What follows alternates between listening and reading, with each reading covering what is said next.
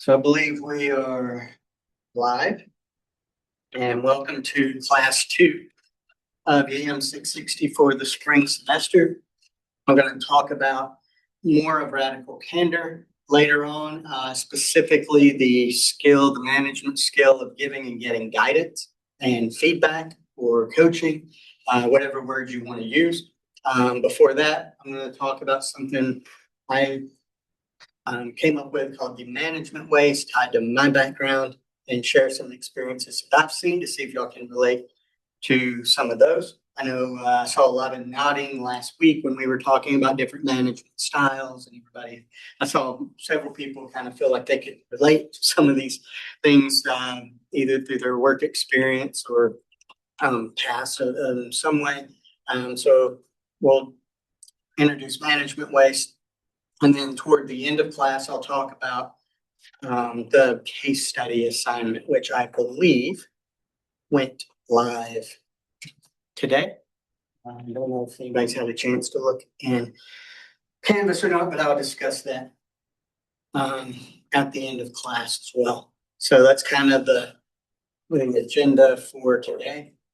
So just a little bit of review to kind of connect and bridge into what we're talking about today. We defined management last week. I think we defined engineering as using math and science to invent, design, build stuff.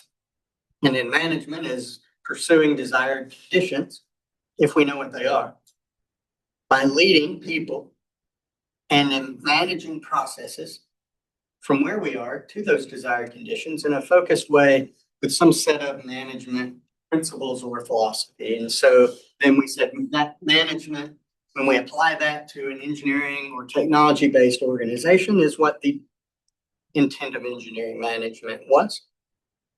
Navigating the gray area.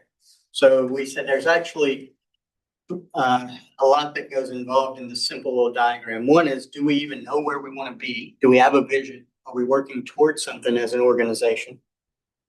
2, do we have good ways to measure, are we being successful today? When I go home today, do I know if I won or not at work?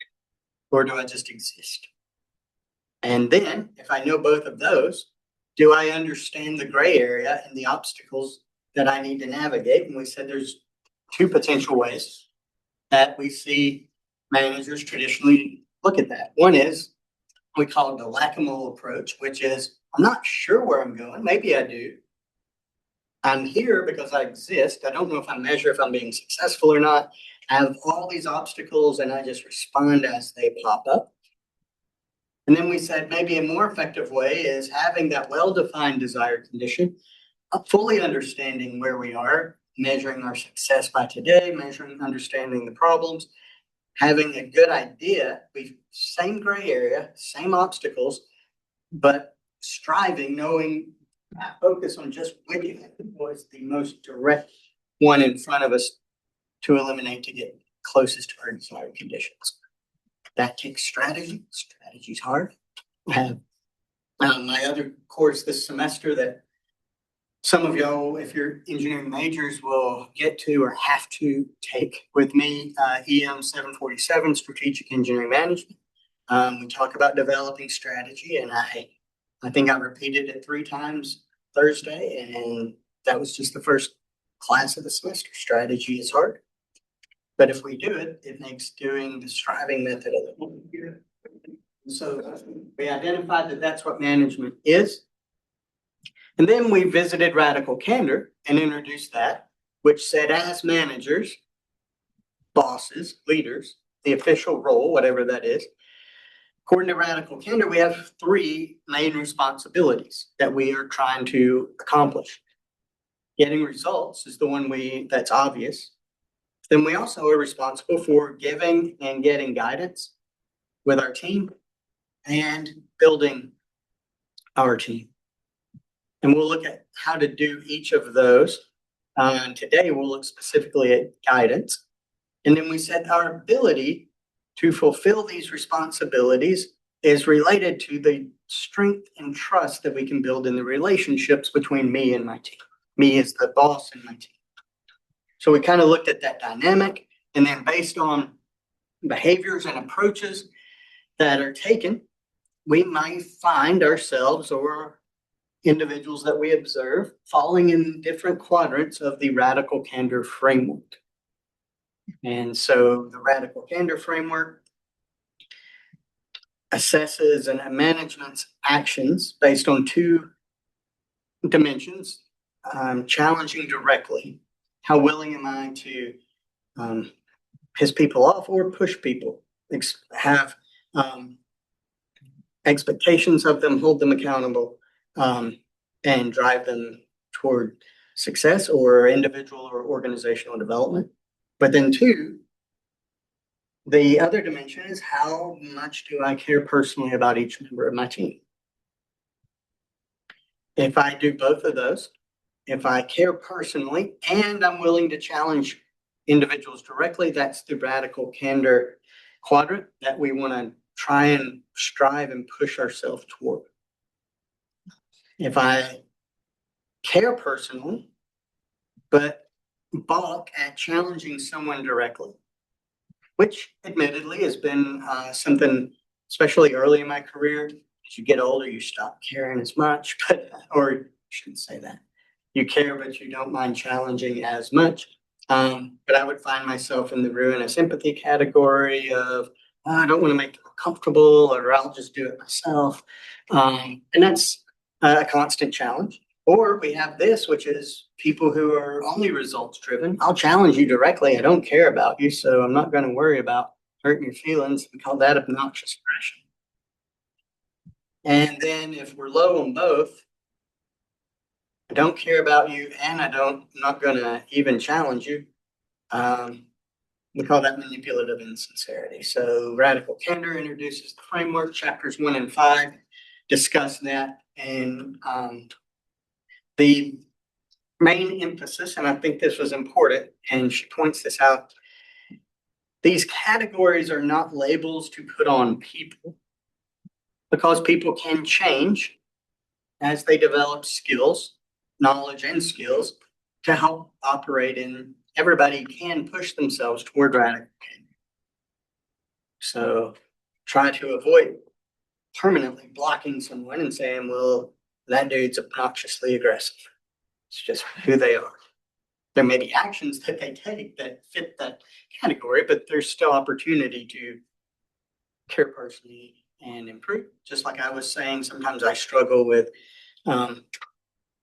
in my group, in my research center, I feel like some of my strengths are when people are going through difficult times. There were times when everybody at one time in my research center was going through some sort of family struggle or difficult challenge, and like we all kind of came together and helped each other, and I found myself being able to step up. But then when it comes to, like, I am someone who has always I've never needed motivation or cheering on by someone else, and so sometimes I forget other people do. I'm really bad at this. If any of you are in the PhD program or end up with me as your advisor, like I'm the worst advisor in our department. I'm openly campaigning with that. Try to be a good teacher, not a great advisor, because when I was doing it, my advisor was very hands off, and like I did a lot of it myself. And so that's how I advise. And then I'm like, oh, people need guidance and direction. And like, I've already written one dissertation, but I don't want to do another one, is the way I'm usually thinking. But then there's some who are really good at providing structure and things. So I'm less good at challenging directly, not necessarily because I worry about it. It's that I forget I need to sometimes. But it's like I'm off doing my own thing and driven on my own. So we introduced the radical candor framework. So those are just kind of catching up on some things. And so I want to introduce some things that I came up with on my own, not really rooted in theory. They're just based on my observations. My background, the vast majority of it, especially the first decade or so, was shaped very heavily by studying, researching, and being involved in the Toyota production system and the Toyota management system. And They're this unique company. I'll talk a lot about them in module 3 when we get to the third industrial revolution and how the Japanese and the Toyota system specifically kind of changed the landscape during that industrial revolution during the 50s and the 60s, post World War II. But as Toyota began having success in the automotive industry in the 70s and the 80s, there was an oil embargo that kind of got everybody's attention, and Toyota emerged for the first time. And now they're kind of the gold standard of any organization that have infinite number of books and business case studies about them. And early on in the Toyota production system book, the pioneer of the Toyota production system, a guy named Taiichi Ohno, in the book said, he kind of was like, we're not doing anything magic over here. All we try to do is look at the timeline from the moment a customer, so in other words, they said, we've got customers that care for what we do. At some point, they place orders. We have a set of processes that build what they want and give it to them. And all we try to do is from the time a customer orders something till the time we send it to them, or even more important, collect cash for it and reduce that timeline down. In other words, we want to go from raw material to finished goods to the customer and process the information as quickly as possible. And the way to do that is by reducing non-value added waste. And it's really easy to say and hard to do. So like I've spent my time doing that with companies, not just in manufacturing, but in all types of industries, healthcare, finance, education, plenty of waste in the education system. So learning to see who are customers, what are processes that we do to give them what they want, what's value added, what's non-value added, and how do we problem solve to eliminate the non-value added steps or waste. And so to make it easy for people in the organization at Toyota to do this, Taiichi Ohno identified categories of waste with the idea being, and this was in the 50s when he was developing the Toyota production system, with the idea being, if I can train everybody in the organization to see their job in terms of value adding, we define value as anything that I do, like my job, that changes the form, the way something looks, or the function, the way something works, based on what customers want, that's value added. Whether it be a product or a service. If I'm changing something into what the customer wants, how it looks or how it works, that's a value added step. And if I'm not, that's non-value added. And there may be some non-value added steps that are necessary. And then there's a lot that aren't, and they call those waste, or the Japanese term was muda. So the whole Toyota production system is built on understanding who your customers are, what they want, what steps you do to convert request to delivery, whether it be product or service, that are value added, and things that you do that are non-value added, and learn to eliminate the waste using different problem solving methods. And so his idea was, if I want people to eliminate non-value added steps, creating categories will help people see it better. So the original Toyota system, and I'm not trying to teach you the Toyota waste and everything. We'll talk about that later. I'm just trying to get to my brain and how I got to comparing this to management processes. So I identified originally 7 forms of muda in the Toyota system when companies started doing lean manufacturing, which is based off the Toyota production system. The traditional way I was taught was 8 waste that got added.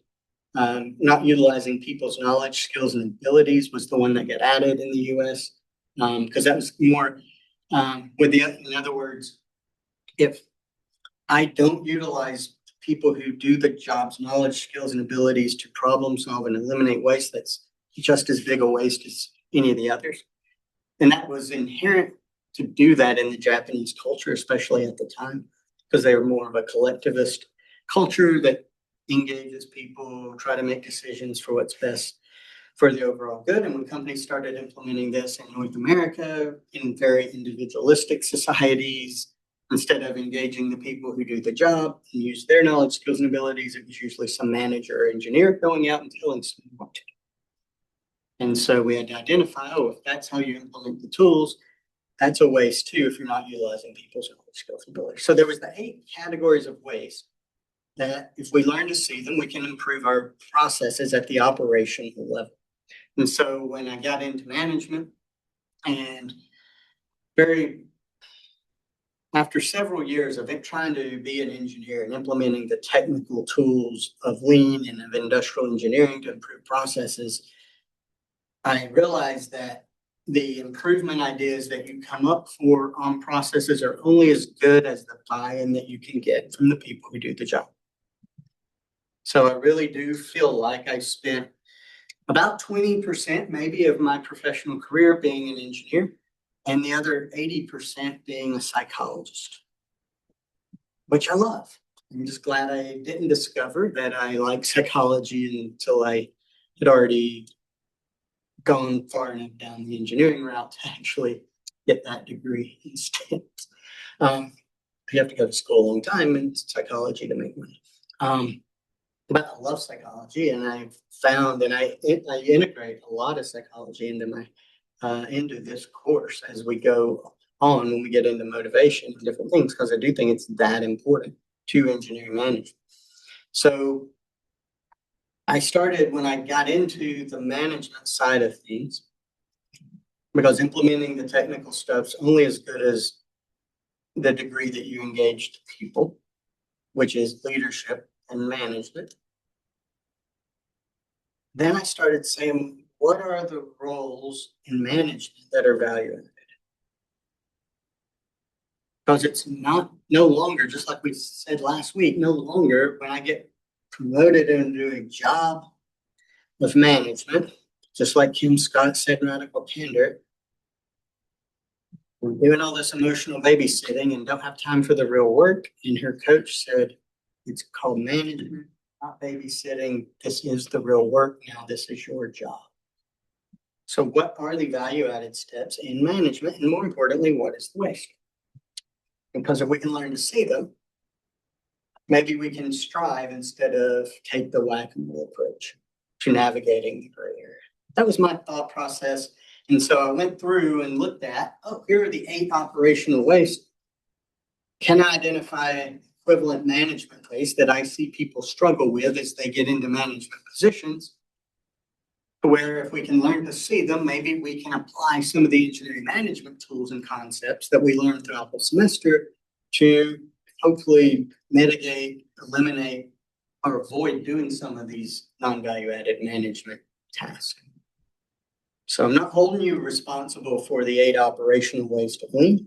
We'll talk about this later in the semester, but I was just trying to talk about where my mind came from in identifying the 8 management ways, to say if these exist, there's a good chance I'm not doing this, but spending my time doing wasteful things. And what can I do to stop doing it? So in the operational waste, the first defect or the first waste is defects, making something incorrectly. And so I associated from a management side that I feel like it's non-value added time spent in a management role when we make deficient decisions, when we have deficient decision making.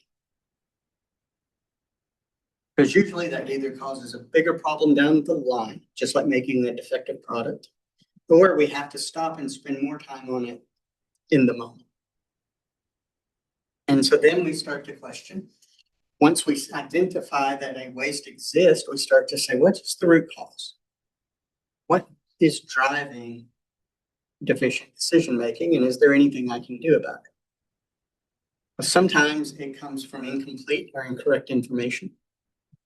I just don't have it available, or I'm impatient in getting it, so I'm going to go ahead and make a decision without it. Sometimes I get the information, I'm misinformed or uninformed, disconnected. See that in academia a lot. there's the perception of what's going on in this group, but then if you actually go and talk to them and discuss, it's like, oh, y'all actually do have it together. That is not the way we viewed it from our ivory tower. Sometimes it's knowingly making bad decisions, some political decision or biased or unethical decisions that ultimately lead to negative consequences, like the Ford Pinto story where they had knew that the plastic gas tanks could cause more fires, and if they were in an accident, they'd actually done the financial calculations and lawsuit settlements to say, yeah, we'll go with the cheaper gas tank, knowing that people could probably die if they're in accidents, but we think we can pay them off and offset the cost. And that's an ethical decision, but I would argue that it was deficient. So understanding if there is deficient decision making, identifying when it exists, and then going back and doing root cause analysis to say, what's at the heart of that?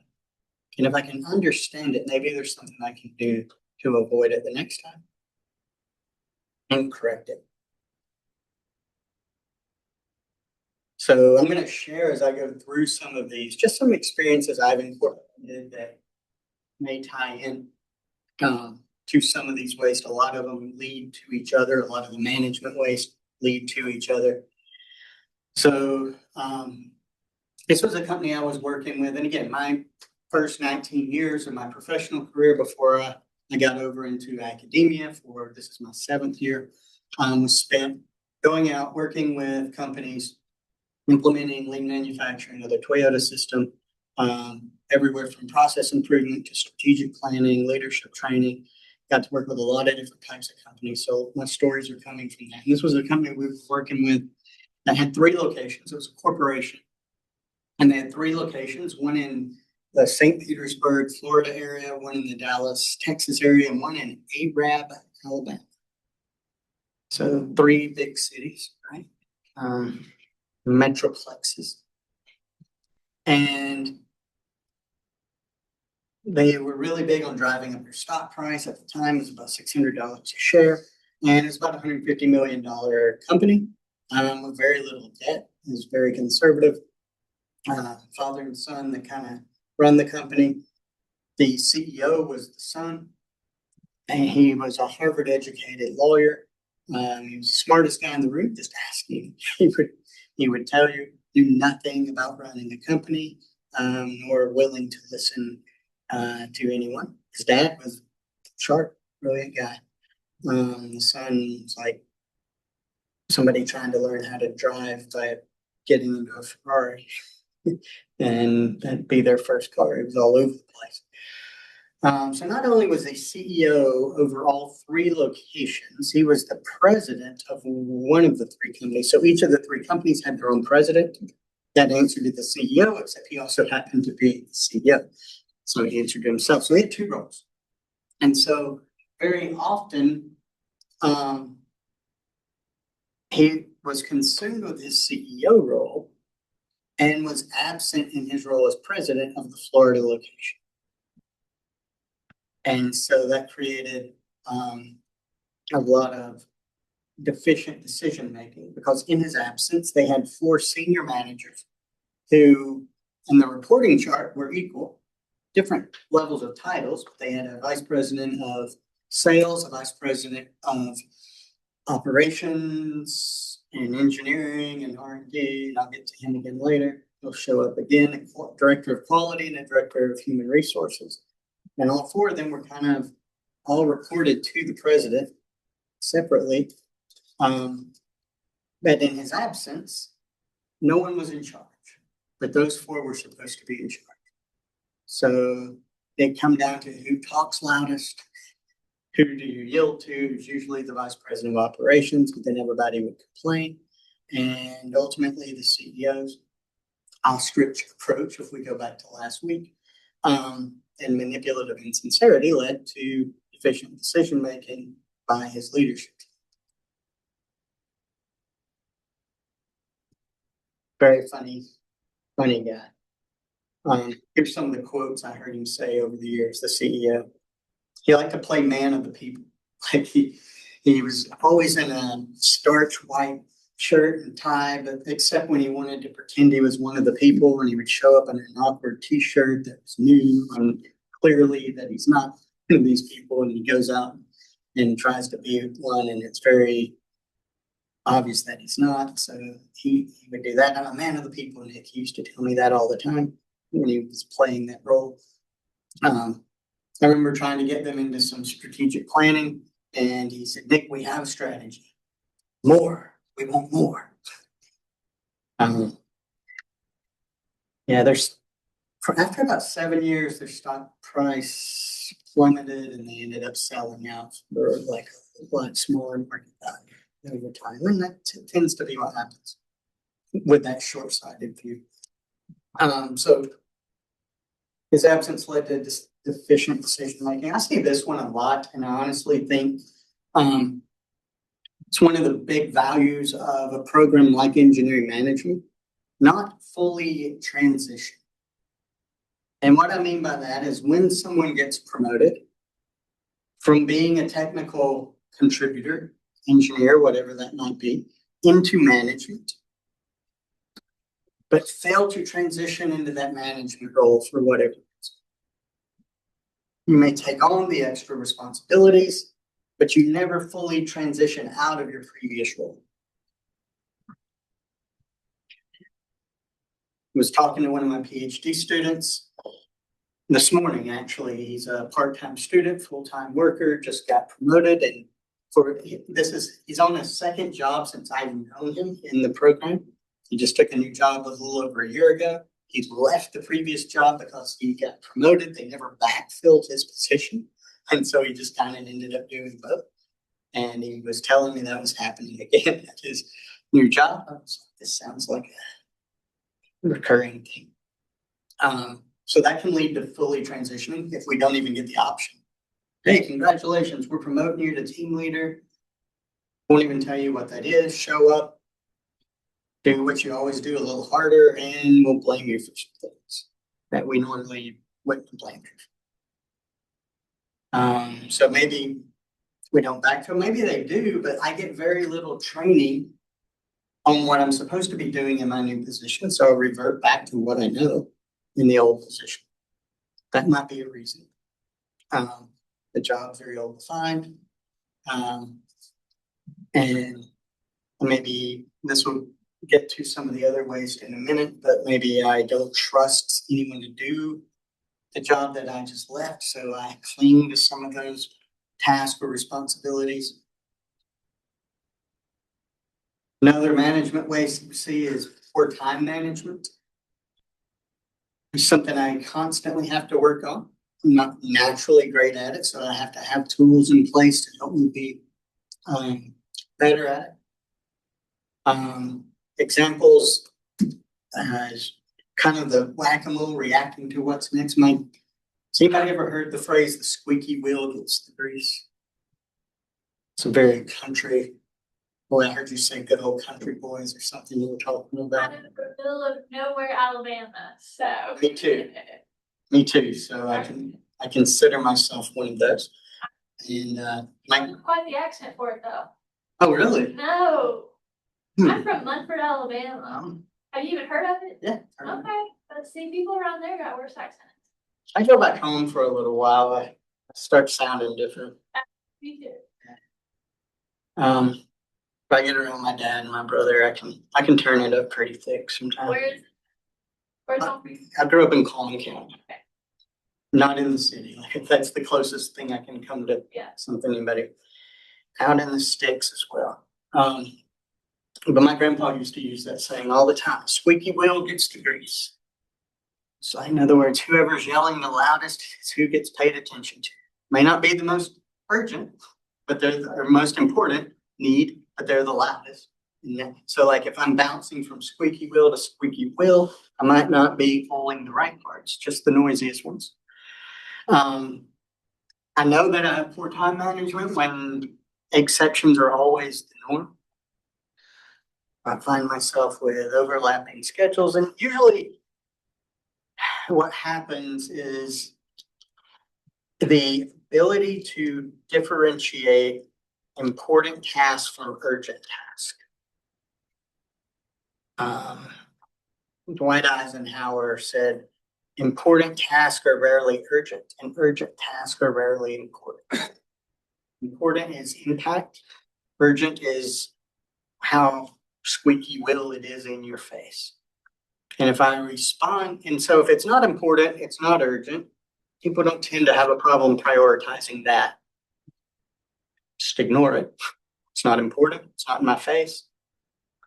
If it's important and urgent, those are the things we tend to want to prioritize first. Hopefully, those are only the exception and not the norm. If everything's urgent and important, nothing's urgent and important, everything's equal in priority. The difference in successful people and not are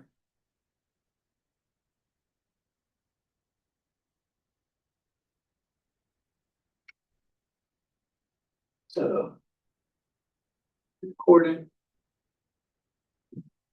urgent,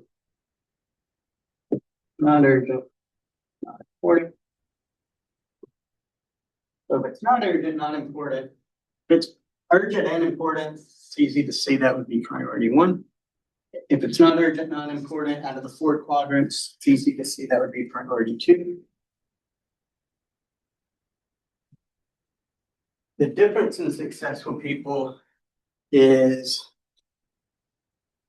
how they handle these 2 quadrants. The more successful people spend their time here. Important stuff that's not urgent. What is that? That's your daily calendar. That's your planned routine. Being here tonight, teaching this class is important for my job. It is my job. It's very important. It's what I'm supposed to be doing. It's what I enjoy doing of my job, which I think everybody in my family thinks I like a K through 12 teacher with a homeroom and just teach all day. Like I teach a couple of classes a semester, I only get to spend 3-4 hours in the classroom a week, and it's when I don't feel like I'm working. Like I enjoy being in the classroom. It's very important. It's a huge part of my job. It didn't slip up on me at the last minute that I was supposed to be here at 4:20 today. It wasn't urgent. It wasn't, oh my gosh, I got to get to class. I didn't even know I had that today. It's on my schedule. It's planned. It's part of what I do. The vast majority of my time should be there. Less successful people spend more of their time in quadrant 3 than quadrant 4. Urgent, not as important. That's kind of the lack of. Oh, this popped up. I'm going to jump over here. Even though I haven't stopped to assess, is that really more important than what I'm working on? That would be like if I'm up here, I'm teaching. Important, not urgent. It's planned. Very important. Notification pops up on my phone. That is a game or something, and I stop and start playing it. It's urgent. Oh, it's right there. Not as important. And being able to spend more of our time here versus resisting the urge to spend it there is good time management. And there's tools to help to do that we can look at later in the semester, I think. But what happens if I'm disciplining and spend more of my time here, fewer things end up being free. So time management, if I've got poor time management, that's a sign of management waste. Some of the most successful people that I know, that I consider successful, and I don't even mean rich or big name, I just mean people who are that I consider really good at what they do, are also very remarkably accessible because they're good at managing their time. It's almost counterintuitive. It's like, oh, they're really good, but Sure do seem to be able to answer my phone and my emails a lot. Because they're good at time management. So management waste, if as a manager, I'm not developing my employees. Because ultimately, if I look at the three responsibilities according to radical candor, getting results, giving and getting guidance is helping develop my people, and team building. Understand what motivates my people and helping me work with them on the growth trajectory that they are themselves seeking as developing people. So 2 out of the 3 responsibilities of a boss, according to radical candor, are about developing people, and they lead to the third one, which is getting results. So it's a very important part of the job. And if I don't view that as part of my job, if I'm not developing the people on my team, the chances are I've also stunted my own professional growth. I'm not developing someone to take over my role so that I can move on. And also what happens is you lose talent. Those people realize they're not growing, their skills aren't improving, and they'll find somewhere, especially young people, they will find somewhere where they do get mentored. So learning how to mentor, theory X assumptions we'll talk about in module 2. But theory X, there's a guy named Douglas McGregor who came up with the management theory. It was theory X versus theory Y, where theory X was assumptions that managers have that people are lazy, that they have to be manipulated to work and won't do so on their own. And theory Y is assuming that people want to be productive and be developed. And if I have assumptions that people don't, then that can lead me to not taking the time to develop them. Maybe my organization itself doesn't have a career path to help me guide someone along, which would make it more difficult. But it is a very important part of my job. And if there's a lot of turnover, people on my team, or if people aren't developing, then I should, as a boss, look in the mirror and say, am I not doing enough to bring them along? So not all these are examples of bad management behavior. This is one of these moments that was kind of I get things at another level now. Just when I thought I knew it all, which has never been a point in my career, but this was a moment where I realized how little I actually know about leadership. A few years ago, was working with a large automotive company in the Southeast, and was working with the vice president at the time of administration. Now he's vice president of operations at the company. And he worked at a company that moved people around a lot. He was a business undergrad, but he had been promoted internally to all the various levels of management, bounced around from admin, engineering, to operations. And then he became general manager and ultimately vice president. And they were looking to hire in their maintenance group, industrial maintenance group. They were having trouble finding technical talent. It's a challenge for a lot of manufacturing companies in this area now because we told everybody to go to school, get a college degree, and a bunch of people did. I work at one. We give a lot of degrees. Not all of them get jobs. Not all of them get jobs in their degrees, but then you have these high-paying technical jobs where there aren't people. Like being able to weld unique metals. Blue Origin's always looking for people with that skill and pay pretty well for it. Being able to program robots. Like all of a sudden, a team member's job at a manufacturing company is less about turning a wrench, working with a robot that's turning a wrench. It's a different skill set. So finding technical people was difficult. They were having that to the point. They created a special HR position specifically for technical talent acquisition. And the person that they put in was a mechanical engineer who was a manager of maintenance. And I knew the guy, I was friends with the guy. He was a typical mechanical engineer over maintenance. He was a gearhead, as he would self-profess, gearhead, with very little people skills. It's kind of gruff, um, unapproachable a lot of times, very direct, northern, unlike my small town southern self. Um, Not a bad guy, but that was just his disposition.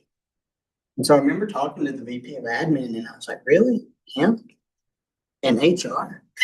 He has no people skills. And he said, yeah, why do you think I put him in HR? To develop his people skills, but so that he can grow his company. So not only do we need his knowledge on the technical side in HR, but I want him to develop. It's my job. And this is a role where I can see that he could do that. And I was like, oh, yeah.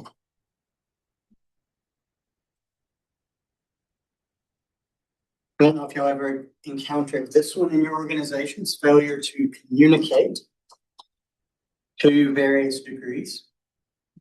It could be withholding information on purpose. Again, I was talking to one of my PhD students this morning, and he was looking at a topic of knowledge management or withholding, knowledge hiding in different cultures in the organization, the way that's handled in government versus education versus private sector.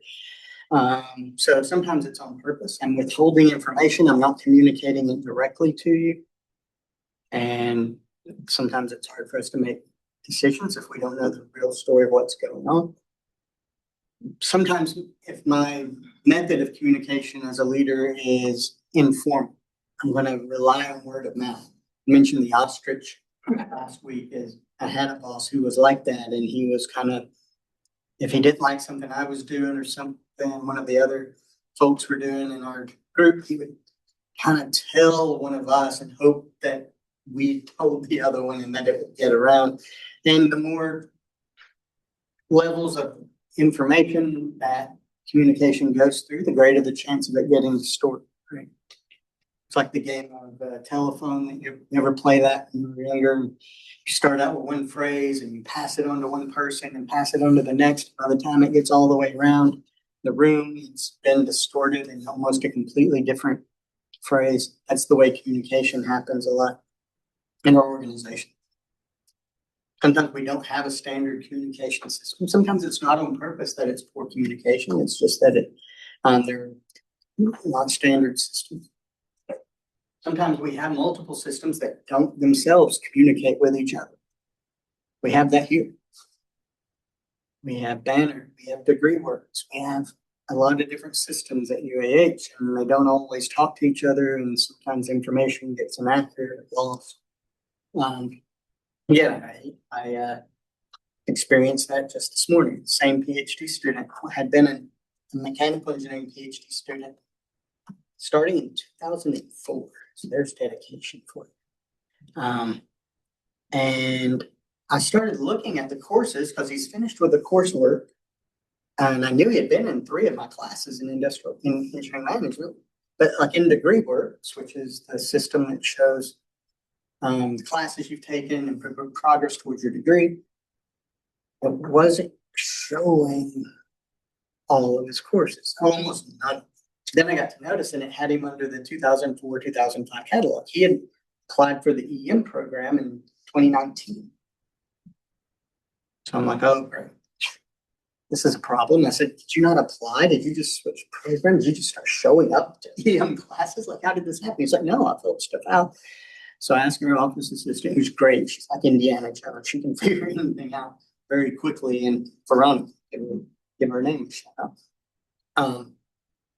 And within a few minutes, she came and she had found the paperwork and had copies of it that he had filled out, but it never got like changed to the catalog in the system. So it wasn't recognizing the courses. So systems themselves fail to communicate with each other. This actually is not my personal experience, but I've worked with a guy who told the story, and it's too good not to share. It was here in town. And his wife worked for, like a lot of people in Huntsville, a Department of Defense, or I guess Department of War now, contractor. And that contractor provided engineering services to support various platforms, like a lot of places in this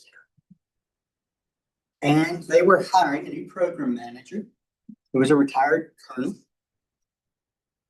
He had connections, can help us secure contracts, keep contracts. And he was supposed to come in and help with proposals and just have contacts. But then nobody ever saw it. Like, well, he was supposed to start. Has anybody met him? I'm not sure he started. I mean, the door's always closed. Well, wasn't he supposed to start 3 weeks ago? And somebody said, I saw somebody go in there the other day and they closed the door. He had started. Nobody knew it. You just show up, go to the office, close the door, leave, and not communicated at all that it started and was not communicating with the team. You work in this town, you know that's not so far-fetched.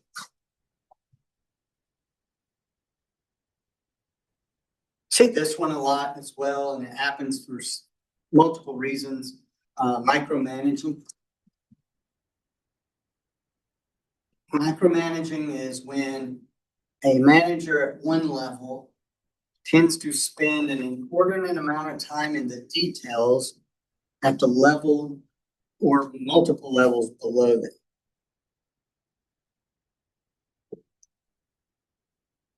Very often, in my experience, and I see this a lot, and it's not always the case, but the biggest reason I see of someone micromanaging is honestly the insecurity in their own position. Hey, I got promoted into this position, vice president. I don't know what that means. I was a really good project manager. I don't know what being a vice president is. Maybe I wasn't mentored. So I'm naturally going to go back to the next level that I was really good at. And that's what I can nitpick and tell people with.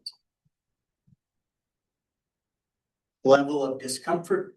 Sometimes it's not trusting people, but a lot of times I'm not even going to get to know if I trust those people because I'm not going to give them something to begin with because that's what I want to spend my time doing because that's what I'm doing. See that a lot.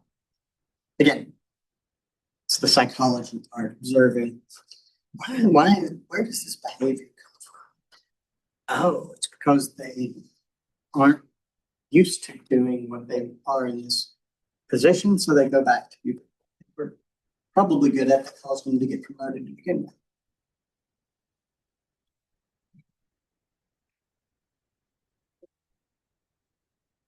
Saw that with I was referring to this guy earlier, same company in Florida, and he was a title collector. So by that, he was not developing people. And then as people would leave in the organization, he would also just claim the spot. He was vice president when I met him of operations. Then they had a vice president of engineering who had just left when I started working with that company. And this guy was like, I'll take on engineering. And then while I was working with him, the vice president of R&D left. They were looking for somebody. They were going to promote this really talented young design engineer. And then the VP was like, you know what, I'll just take that role too. And again, supporting a lot of the different roles and micromanaging that. And he loved to stay buried in Excel, working with spreadsheets, managing tasks, having meetings in the office at a VP level where he should be looking up, developing vision, leading at a higher level.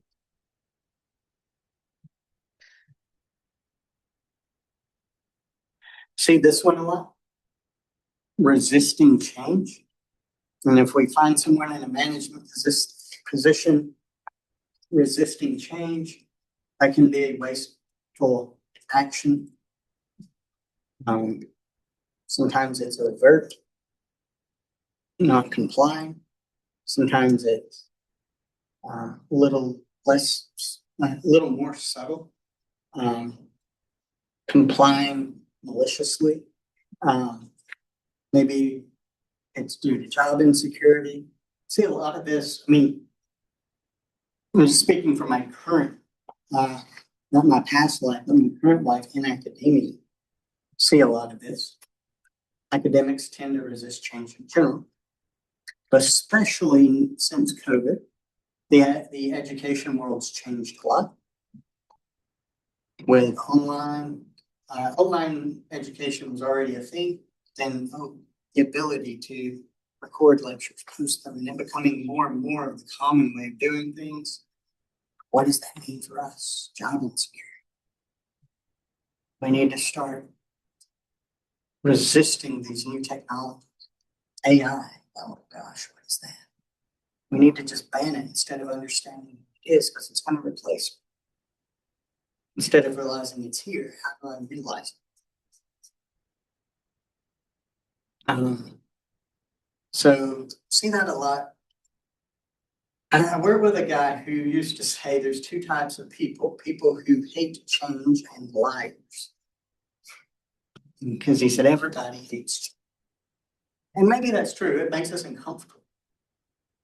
But then the vast majority of you, if I had to guess, and maybe I don't know, you'll tell me, are you thinking forward into your life? You're here for a reason.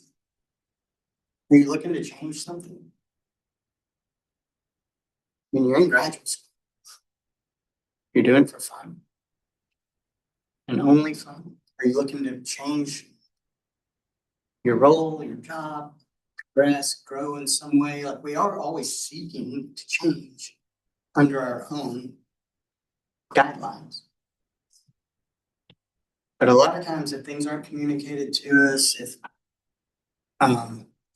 we have insecurities, then we resist change, and that can cause a lot of issues. And then the last form of management waste is firefighting.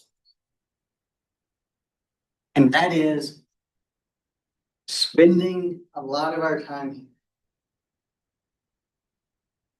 reacting to the urgent stuff that we may not even stop to assess if it's important or not, but it's right in our face. It's a fire.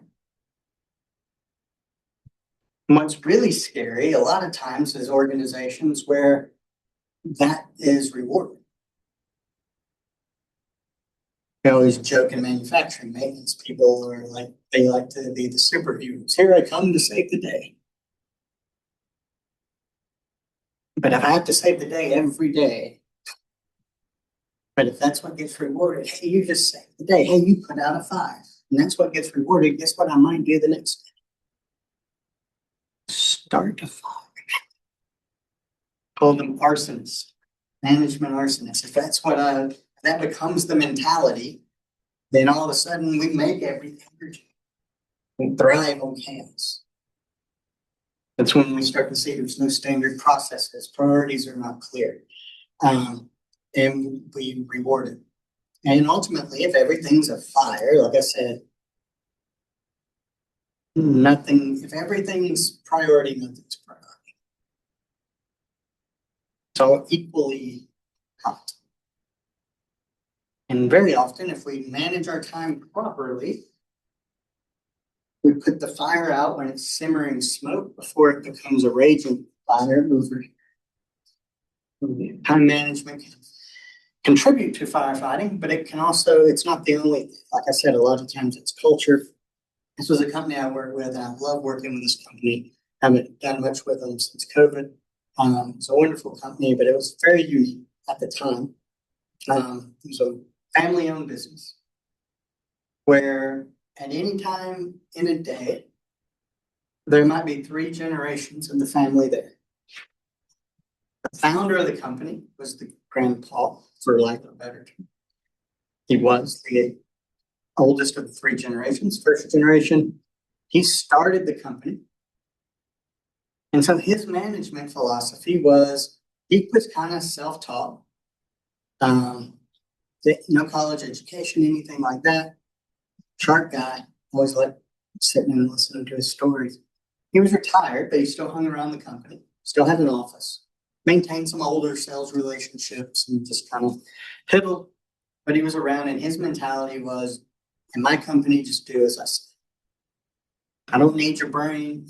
Show up. You're all a bunch of fools, but I know what to do.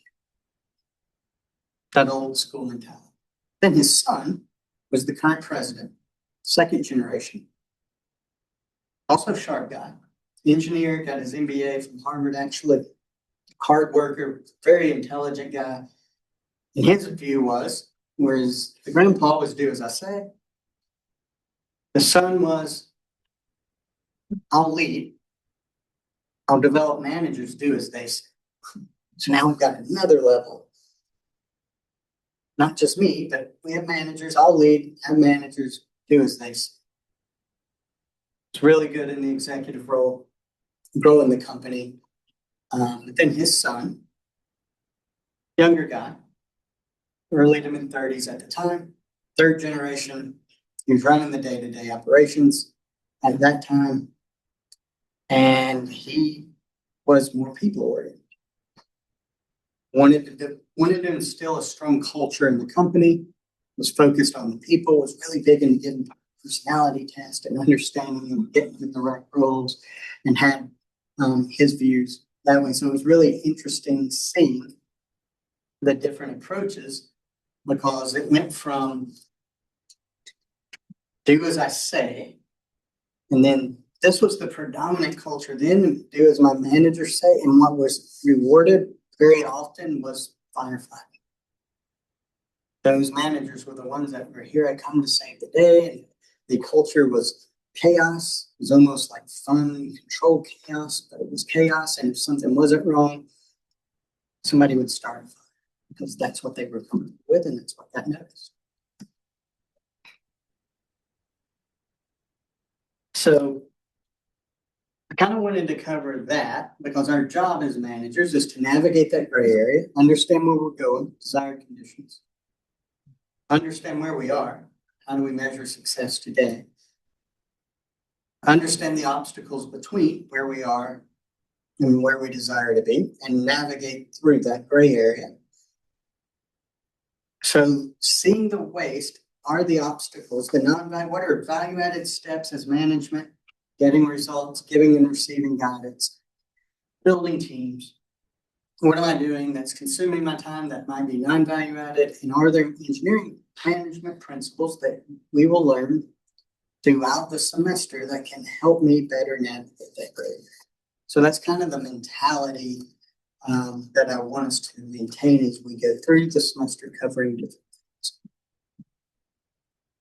And so circling back now to Radical Candor, I want to look at chapters 2 and 6, which are focused on this specific responsibility of management, which is guidance.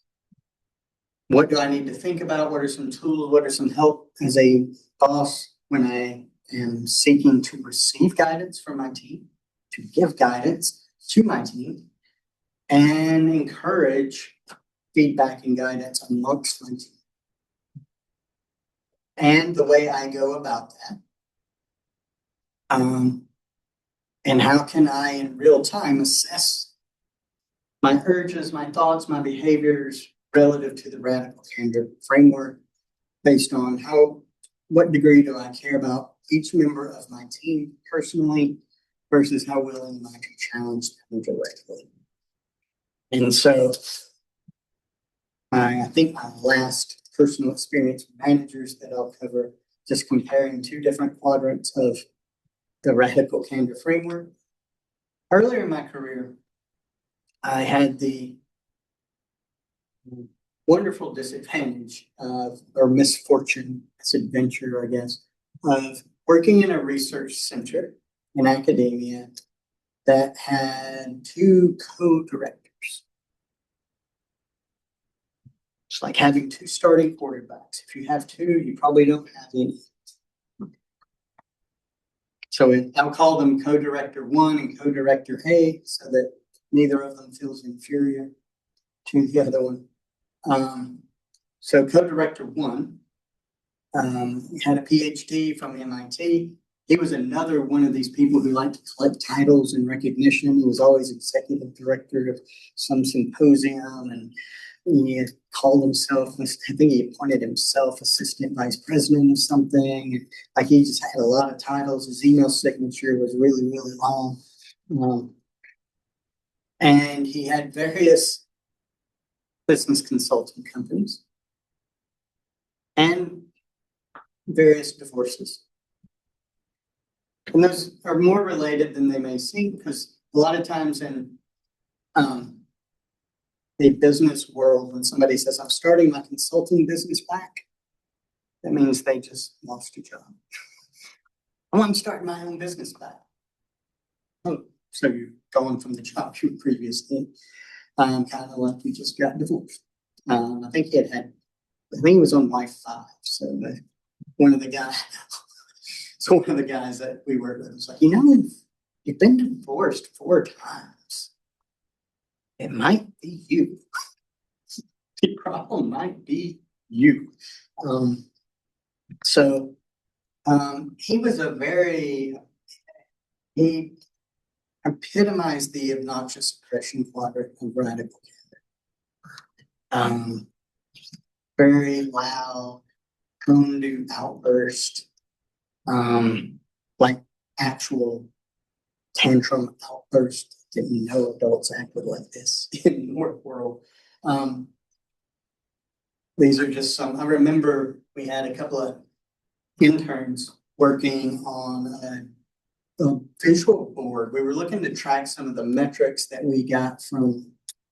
We would work with companies, and then we get federal and state funding to go work with companies on various things, and then the funding agency would do a third-party survey to measure impacts of projects, like a year later, and then we would get those impacts and we would try to track, whether it be new jobs, retained jobs, new sales, retained sales, impacts that the projects had for the company. And so we thought, we would like a scoreboard in the hall to where we can display the metrics. So we know what the score is. We can celebrate success and adjust if we're not having the impacts that we feel like we should with our clients. So we had a couple of interns spend a good bit of time making this scoreboard.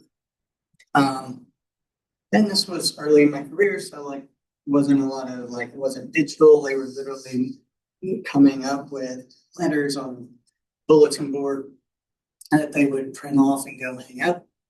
And they were really excited about it. And the co-director 1 went and took a look at it and got angry, raised his voice, because they used Times New Roman font. And he literally said, we are an aerial organization, not the Times New Roman organization. I don't even know what that means. But he was mad about it. They didn't redo it. I remember one year at a strategic planning event, he arranged a fashion show so we would know how to dress professionally. Kind of aggressive action. At that same strategic planning event, I remember him seeking feedback, and the very first person who brought something up, he stopped and said, just because I'm asking for an opinion doesn't mean I'm listening to it. Guess how much feedback was received after? None. So that was one. I would say that was obnoxious aggression. Then we had the other co-director A, industrial engineer, also had an MBA. He took the ostrich approach. I referenced him earlier. He's the one that would say, hey, please tell Nick, I don't like when Nick does this, and hope that it gets around to me. He would go commit to work that he wasn't gonna have to do. This is what drove me crazy a lot of times too, is he would go tell companies we could do something. Not have a clue if we had the capability to do it or not, and I was always the one at that point in my career that had to go try to figure it out. Because he wasn't willing to assess and challenge directly if what the customer's needs were or what we could actually offer and rectify that. So I associate him more with the manipulative sincerity part, radical. So I was just trying to use some different behaviors to show that. So I want to spend a little bit of time discussing a few important things that I find important, that I liked and found helpful from Radical Candor, specifically on the responsibility, the managerial responsibility of guidance. And guidance, they define as giving two things: praise and criticism. Both are equally important. If we care personally about someone and are willing to challenge them directly, that is what radical candor is. We need to master the art and practice the art of giving both praise and criticism. And you'll get to practice that on the case study assignment with the peer review aspect. And there's three aspects to guidance: getting it as a boss, giving it, which is the one we think about, but then also encouraging it amongst the people on your team as well. So the radical candor advice for bosses is, before you give guidance or feedback or coaching, you can pick the word that you prefer. Ask for it from your team first. Seek feedback about your performance as a boss. So what's needed for that? Trusting relationships. Only if I have trusting relationships am I likely to get helpful, honest feedback from my team. So being open to it. So the first step to that is asking for it. So in Radical Candor, she suggests having a go-to question to solicit feedback from each member of your team. Hey, what can I do or stop doing to make your life easier, to make your job better? And start the conversation. What can I do to help or stop doing? Then step two, after asking it, is give them a chance to answer. Embrace the discomfort. So she talks about in conversation the importance of pausing when you ask someone a question. 6-second pause.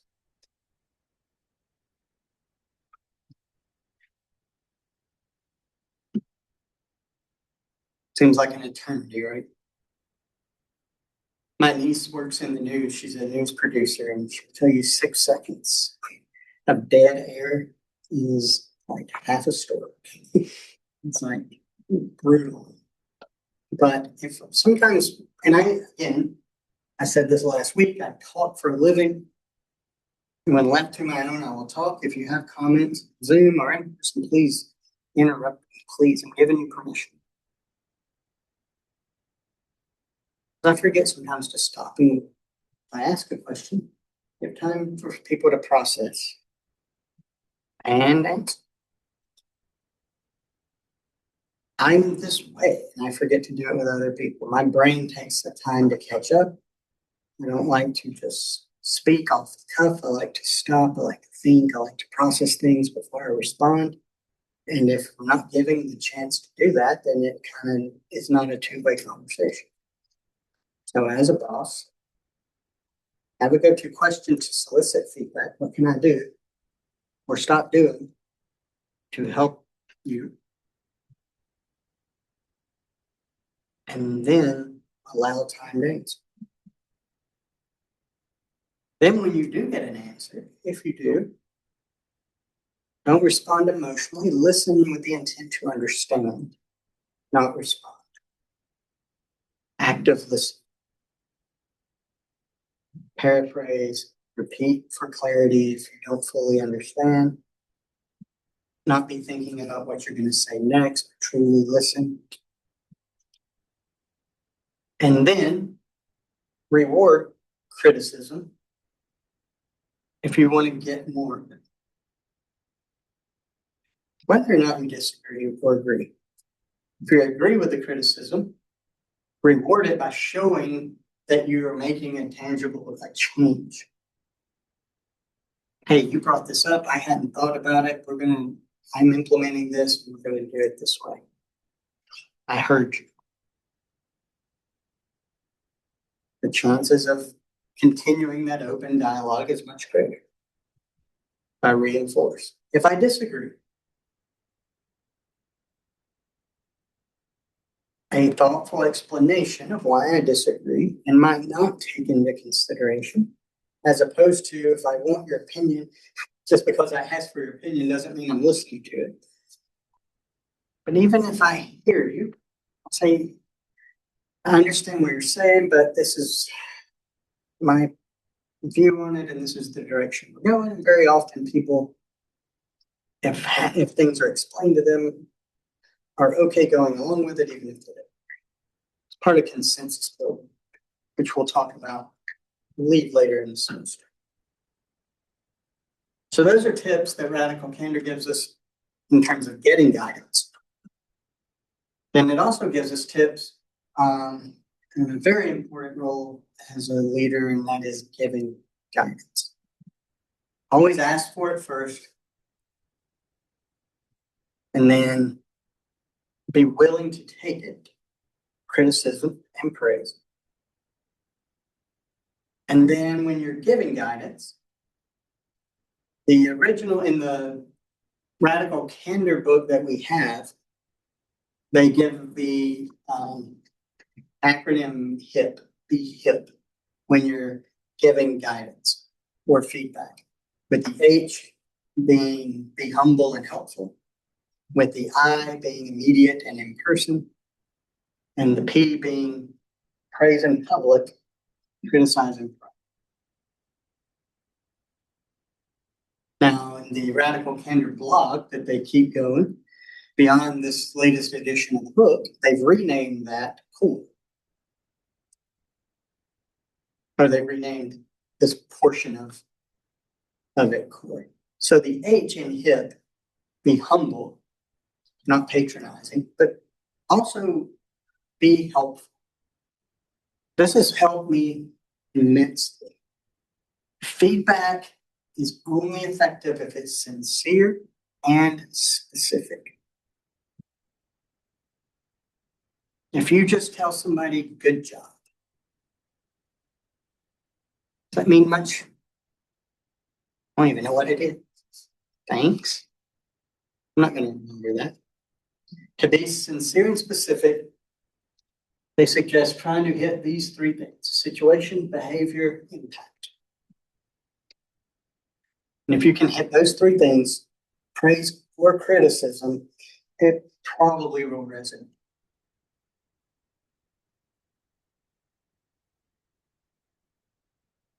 In the staff meeting situation,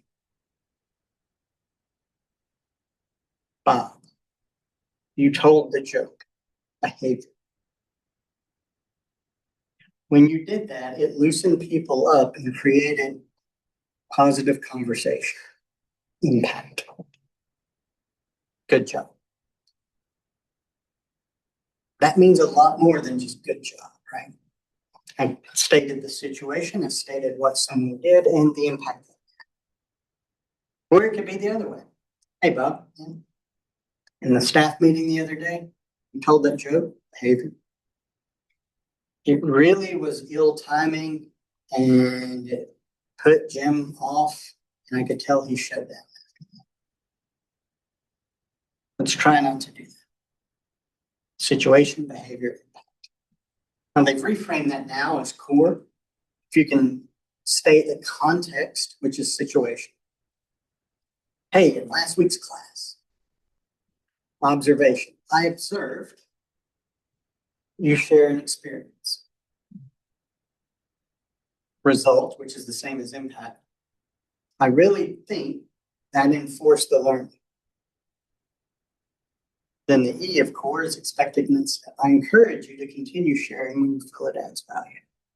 So that kind of sets an expectation of a follow-up on that.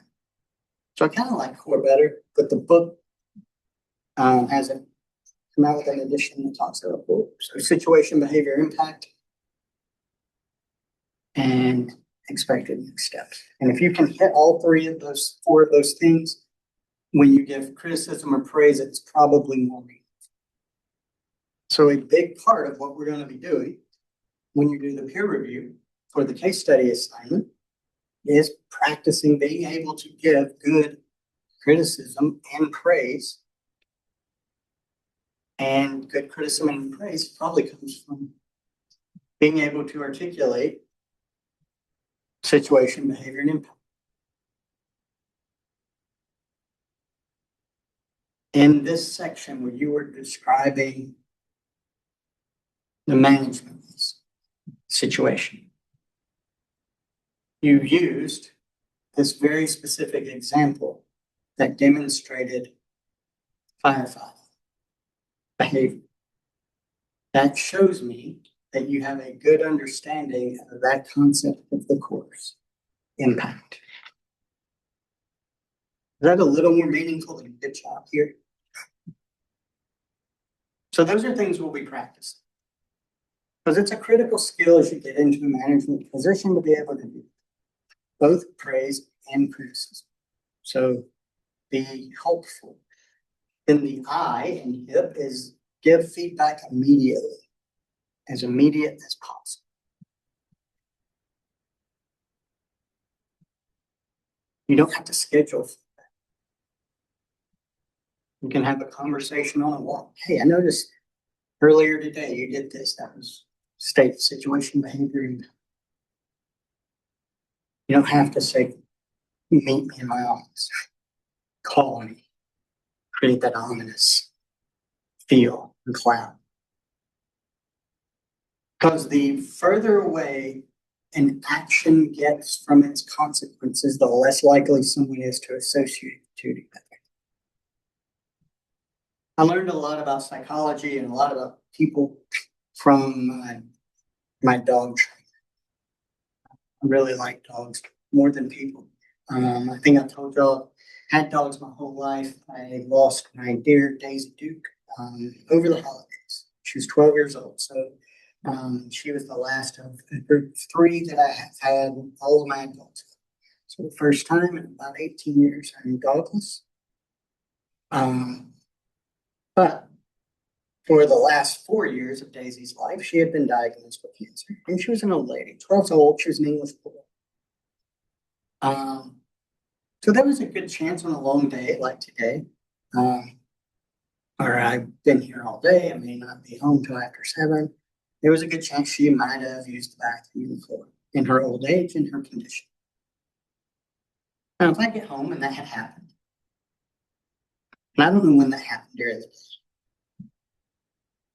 but if my action to give her criticism, so I'm probably not going to praise that, to give her criticism, at that moment, if Daisy were to get disciplined, she never did in her life, but if she were, would she associate that with using the bathroom?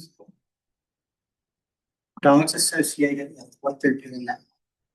She would never have associated it with, unless you caught her doing it then, and disciplined her then, that's immediate. In other words, if I come home and she was asleep on her blanket, being good, and I walk in and she'd use the bathroom on the floor, and I was like, Daisy, what are you doing? She thinks she's getting in trouble for what she's doing that very day.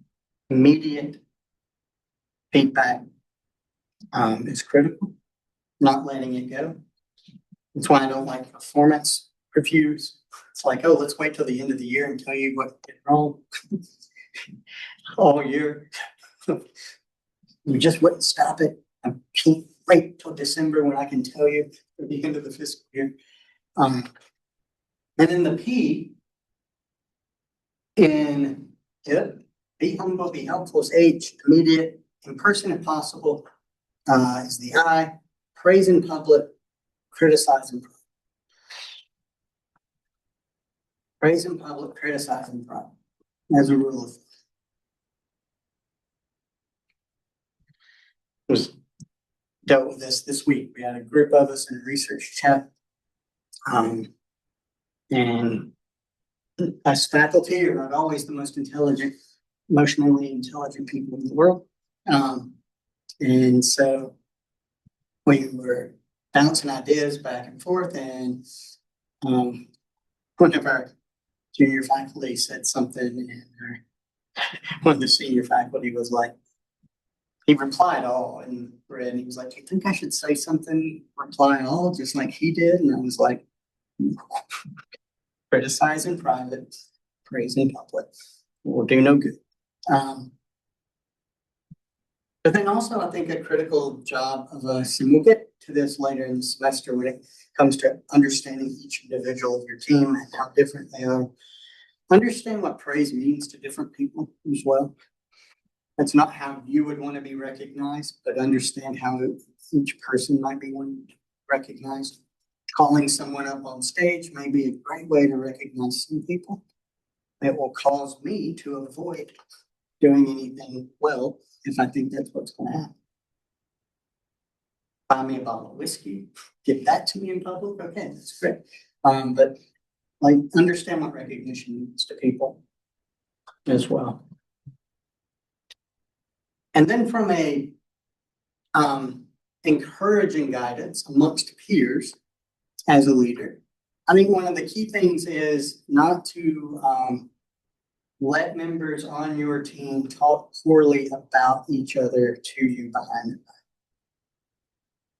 If you want to facilitate conversations, that's one thing, but encourage your team to engage with each other, address things, encourage an open environment, group situations where people can discuss. She talks about two things in places she worked that had one was they had a killer whale in staff meetings, where in staff meetings you had the opportunity to give the killer whale in the office to someone that you witnessed do something good. If you wanted to praise in public, hey, I just noticed this, thank you, recognition. Or also the whoops-a-daisy, which is in staff meetings, the freedom to say, hey, I messed up doing something this week. I own it. My bad. Forgive me. Having an open environment where it's encouraged to be okay, admitting messing up. It's actually celebrated if you admit to it because you messed up, whether you admit to it or not, and having an environment that welcomes that. And they talk about, in the book, she talks about the FFA having a system for reporting safety incidents where pilots can report it to anonymously to other retired pilots to get advice and guidance on it without fear of repercussion. And there's a documentation. Not that there's not documentation of the official safety thing, but in terms of seeking how to grow and improve from that, they have systems for that. So that was chapters 2 and 6 of Radical Candor on how to give and receive feedback or guidance. So how are we going to use that in class? We're going to use it for the peer review phase of our case study. So I said there's 4 phases of the case study that went live today. Phase 1 will be to draft a first submission, and that'll be due 2 weeks from today. So the guidelines of the case study basically are to choose a situation that you're familiar with. Leave it very open-ended. Where someone has gotten promoted from a technical or doer position to a more management type position. So it could be someone at your work, it could be you, and it doesn't have to be in engineering, it doesn't have to be work related. You could be an athlete, getting promoted, becoming a coach. I've had someone in a deacon becoming a preacher. There's all kinds of different things, but someone going from one level of doing something to someone in a management position or a leadership type position, and assessing that transition based on the 8 management ways, were any observed, tell the story, give examples, show that you understand the management waste and management approaches, and then also assess their performance and behaviors based on the radical candor framework. There's more specifics to follow in the assignment. That's the gist. So phase 1 is you'll develop your own case study on your subject of your choice.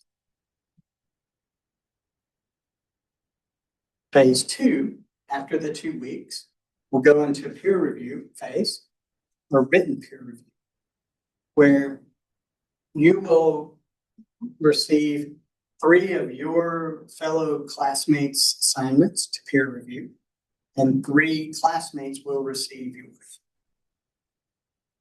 And so you will practice radical candor, giving them praise and feedback on the different sections of their case study. Now, I'll get ahead a little bit of myself. Well, I'll circle back around to it. Then after that, and that'll be, then we'll go into phase 3, which is after the written peer review.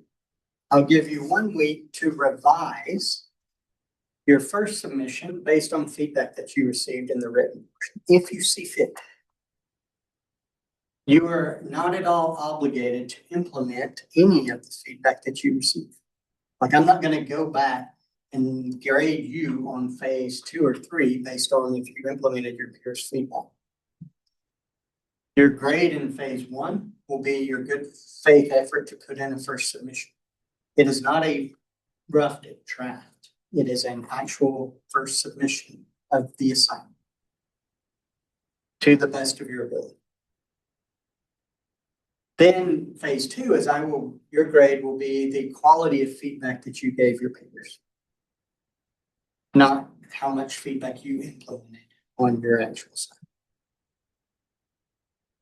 Then phase 3, after the written, you can revise based on feedback that you've gotten. They don't have you schedule one-on-one sessions for two-way feedback with each of the peers that you have, to say, hey, here's what I revised. I appreciate this. What were you meaning with this? And have the in-person, because it adds a different dimension than the written.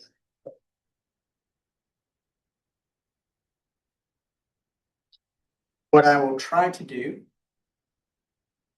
I haven't looked today to see who's added or dropped, but I try to have pods of 4, to where the same 3 people that you review are the same 3 people that review yours, so that you don't have to, in phase 3, you have to set up a bunch of different meetings.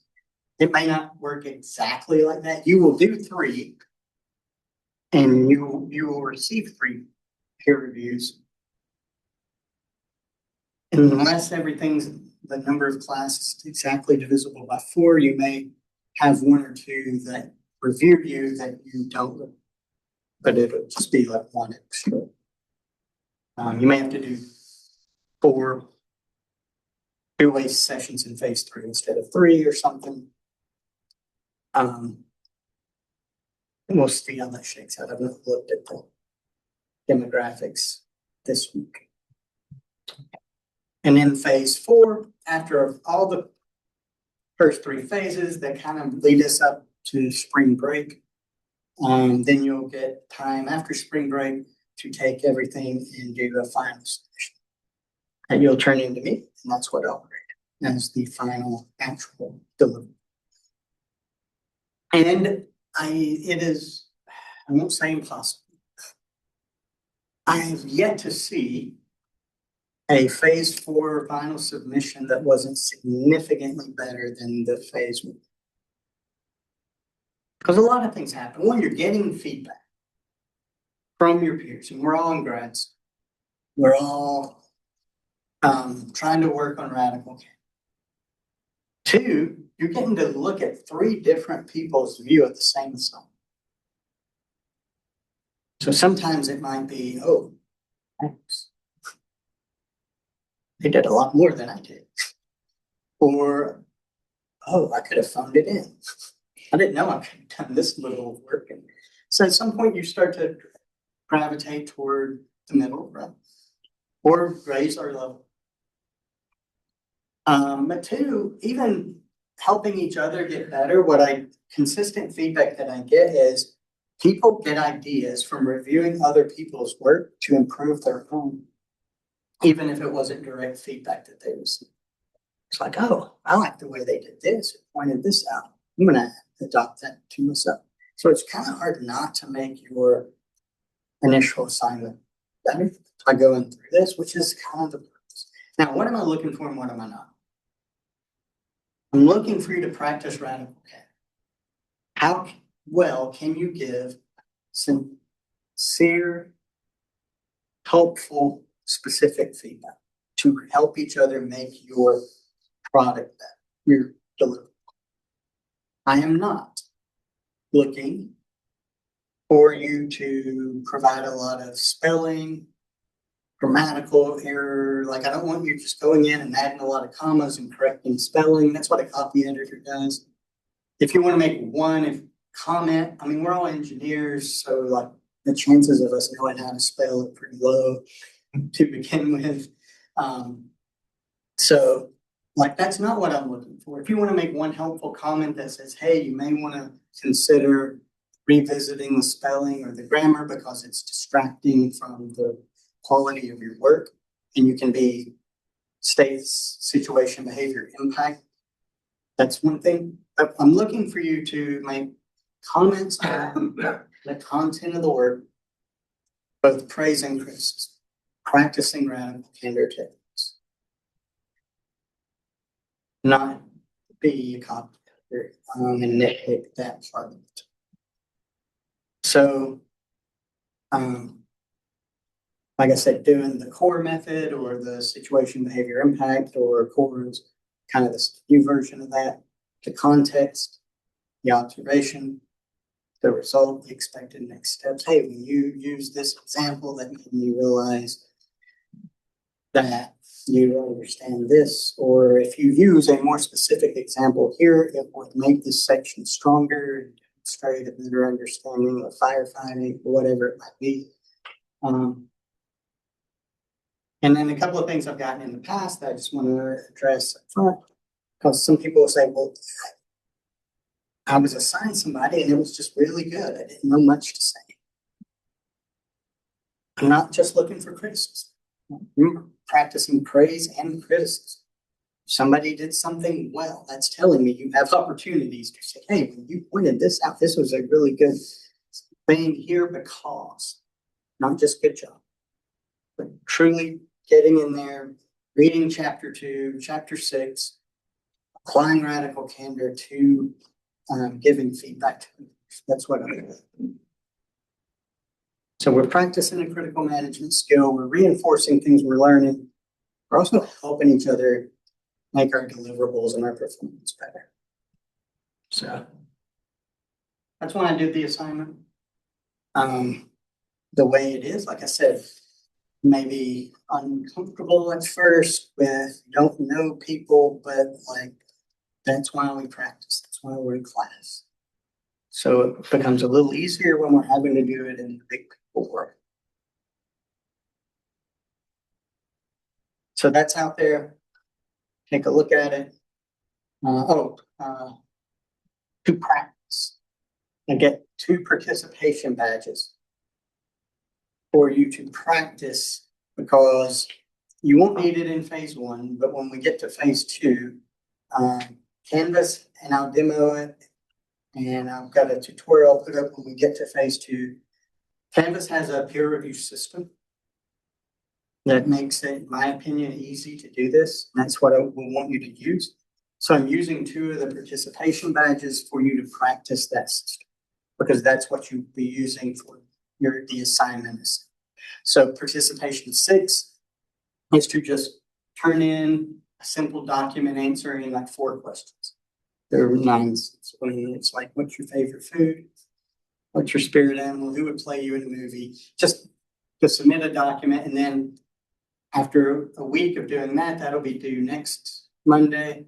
And then participation 7 is you'll use the peer review system, be assigned peer reviews, and then you'll go in and use the system to just answer the questions and interact just to practice using it. Because you'll be using that in the actual case study assignment. So go check that out if you haven't already. Any questions on it? Thoughts?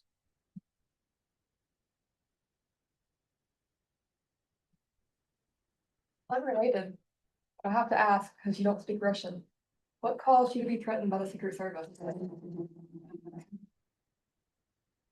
We'll go ahead and stop recording.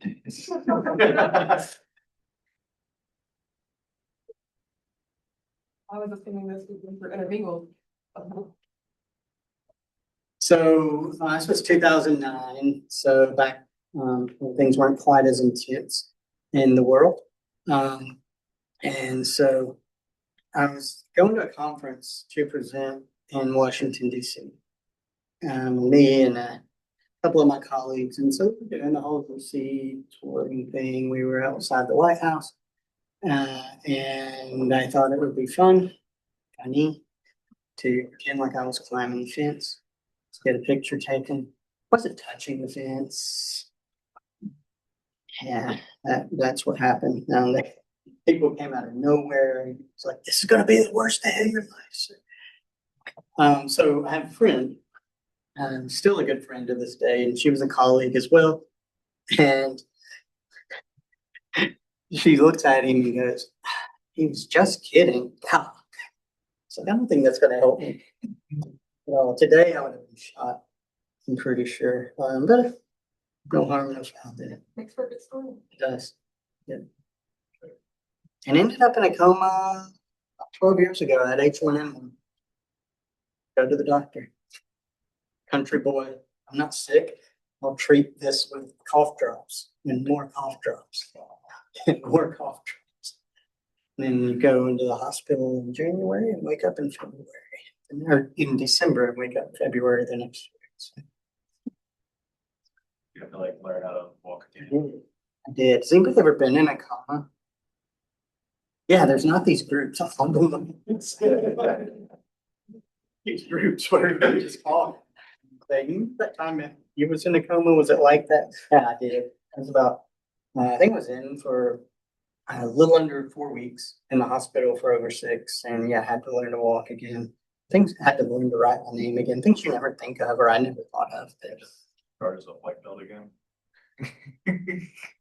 I was purple belt at the time. Things come back quicker than I was like, because I was a skinny kid and it took forever. Like I had to eat a bunch and work out just to put any kind of size on when I was training a lot. And then I woke up and I lost 35 pounds. It was like, yikes. But it all came back way faster. The physical recovery was nowhere near the mental recovery of like, so like, had surgery, been under anesthesia. So it's just like, when sleep waking up, right? My experience with coma. It's a medically induced coma to let my body heal. My organs are shutting down and stuff. And so like I would have these crazy experiences that seem very real. And then like when I would come out of the coma, I'd be talking to my dad or my wife at the time and be like, oh, it's like when we did this and went to Christmas at these people that you work with. My dad would be like, I have no idea what you're talking about. And so like getting used to what really happened didn't and sorting all that out. And some of that was challenging, but yeah, it's that was my two truths in a lie. Maybe one day I'll learn Russian. All right. Y'all have a good night.